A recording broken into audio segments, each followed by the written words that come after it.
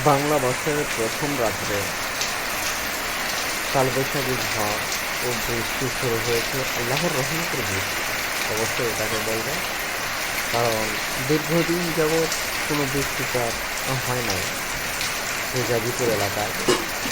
আর আজকে রাত্রে অবশ্যই অনেক বৃষ্টিপাত হয়েছে, এটা আল্লাহর রহমত ছাড়া অন্য কিছু সাথে ঝড়। সেই ঝড়ের এবং বৃষ্টির যে দৃশ্যপাত ধরে তুললাম আপনাদের মাঝে। দেখেন, আল্লাহ যা করেন আমাদের ভয়ের জন্যই করেন এবং মঙ্গলের জন্যই করেন। খুবই সুন্দর বৃষ্টি।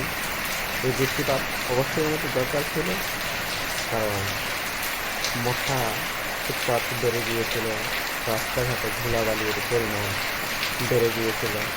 আর এই বৃষ্টি হওয়াতে সাধারণ জনগণের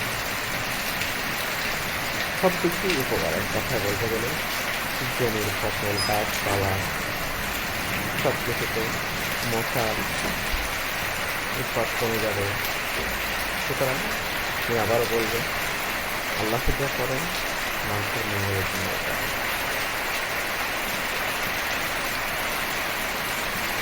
দেখেন কি সুন্দর বৃষ্টি হচ্ছে। বৃষ্টিটা অবশ্যই রাত ১টার পর থেকে শুরু হয়েছে, তো আমার কাছে ভালো লাগছে। যদিও বৃষ্টিতে অন্য কোনো কিছু ঘটে না, যদি শিলাবৃষ্টি হতো তাহলে মানুষের জন্য ক্ষতিকর হতো। জমিতে সবার পাকা ধান রয়েছে, তো সৃষ্টিকর্তা মহান রব্বুল আলামিন তিনি ভালো জানেন আমাদের চাইতে। দেখা যাচ্ছে বাতাস দিয়েছে, ঝড় পজিটিভ তৈরি হয়েছে।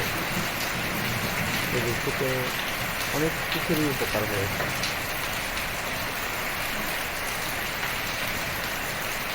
বিশেষ করে আমাদের সাধারণ মানুষদের অনেক উপকার হয়েছে।